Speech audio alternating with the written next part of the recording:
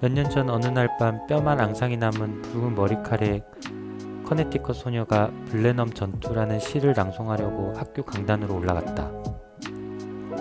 주근깨 많은 얼굴이었지만 깨끗하게 씻어 단정했다. 관중들 사이에는 그녀의 부모 5형제 자매가 기쁜 얼굴로 앉아 기다리고 있었다. 정말 멋진 낭독이 기대되었다. 하지만 슬픈 일이 벌어졌다. 소녀 캐서린의 첫 연을 낭독하려고 입을 뗄 때 갑자기 무대 공쪽 보증이 덮쳐와 말문이 막힌 것이다. 숨도 제대로 못 쉬고 눈에는 눈물이 고였다. 결국 망신을 당했다는 생각에 그녀는 강단에서 도망쳤다. 캐서린 헵번은 그때 겨우 13살이었다. 그리고 그 나이에 딱 2배가 되었을 때 그녀는 여러 영화에서 빼어난 모습을 보이며 온갖 상을 휩쓸었다.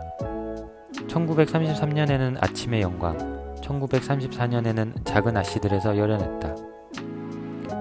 브린마워 대학을 졸업하고 얼마 되지 않았을 때 시는 그녀에게 은혜를 베풀었다. 무대 경험이라고는 고작 보름 정도인 그녀가 큰 연못이라는 브로드웨이 연극의 주연으로 발탁된 것이다. 이건 정말 어마어마한 기회였다. 하지만 리허설이 시작되면서 무대 감독과 배역을 놓고 이견이 생겨 말다툼을 벌이게 되었다. 그녀는 강력하게 주장했지만 결정권은 감독에게 있었고 결국 일을 그만두었다. 다음으로 그녀는 죽음이 휴가를 가다 에서 중요한 배역을 맡았다. 하지만 그 연극으로 브로드웨이 무대에 진출하지는 못했다. 그녀는 필라델피아에서 해고 통지를 받았는데 그것도 분장실에 앉아 분장을 받으며 공연을 준비하는 동안에 소식이 날아들었다. 해고 사연은 무등하다는 것이었다. 하지만 또 다른 절호의 기회가 곧 찾아왔다. 동물왕국에서 레슬리 하워드 상대역을 맡게 된 것이다. 그녀는 간절한 성공을 빌었다.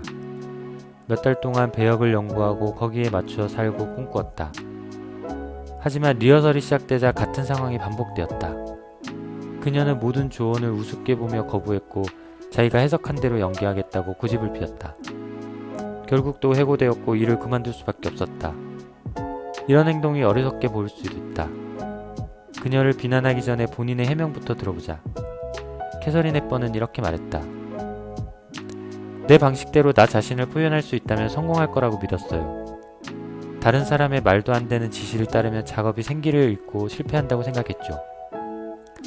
그리고 결국 그녀가 옳았다. 그것도 완전히. 몇 해 전에 코네티컷주 하트퍼드에서 일하고 있는 그녀의 아버지는 집에 체육시설을 만들어서 6아이에게 레슬링과 덤블링 그리고 고개용 공중근해를 연습시켰다. 덕분에 캐서린은 무척 민첩해졌고 80kg이 넘는 난자를 내던지는 바닥에서 제압할 수 있게 되었다. 그녀가 50kg에 불과하다는 것을 생각하면 무척 놀라운 일이다. 캐서린은 또한 멋진 스케이팅 선수이자 단단한 다이빙 선수가 되었고 골프 실력도 워낙 출중해 연기자 대신 프로골퍼가 되어도 충분한 정도였다. 그리고 이 모든 훈련이 그녀가 첫 브로드웨이 출연에서 대성공을 거두는 데 도움을 주었다. 전사의 남편에서 그녀는 이리저리 뛰어다니는 여전사 아마존을 생동감 있게 연기했다. 그녀의 연기는 무척 매력적이어서 헐리우드에도 이 소식이 입수됐고 스크린 테스트 뒤에도 출연료 얼마를 받고 싶은지 정보로 물었다. 헐리우드에서 그녀가 주급 40에서 50파운드를 요구할 것이라고 보았지만 대리인을 통해 주급 300파운드 정도면 함께하겠다고 전보를 보내자 헐리우드 간부들은 이것을 오류라고 생각했다. 정보회사가 실수로 영을 하나 더 넣은 게 아니냐고 물었다. 이에 대한 대답은 어안이 병벙할 정도였다. 아닙니다. 실수를 한 건 저였어요. 주급 300파운드가 너무 적다고 생각합니다.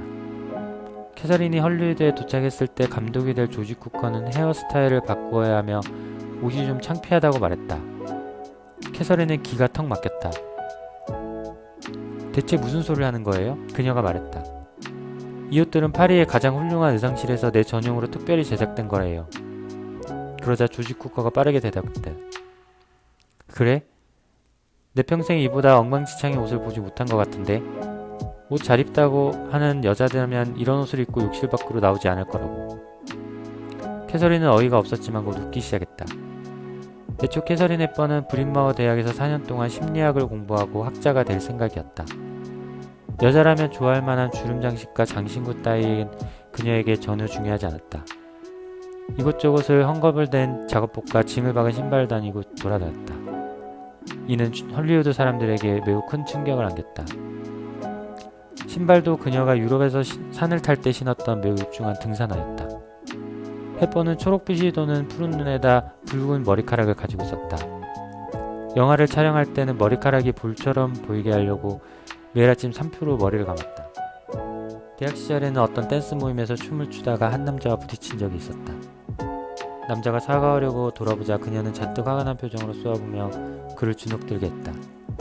하지만 남자는 그녀에게 큰 흥미를 느꼈고 다음 춤을 함께 추는 동안 그녀가 여러 이야기를 나눈 후 데이트를 신청했다.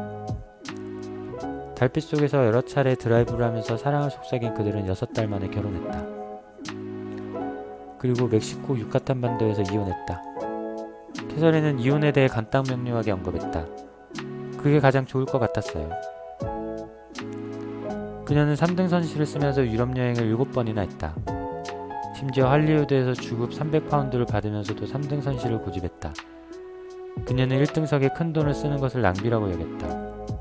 어차피 배멀미하기는 마찬가지여서 1등석이든 조랑말이든 구분이 안 된다는 것이었다.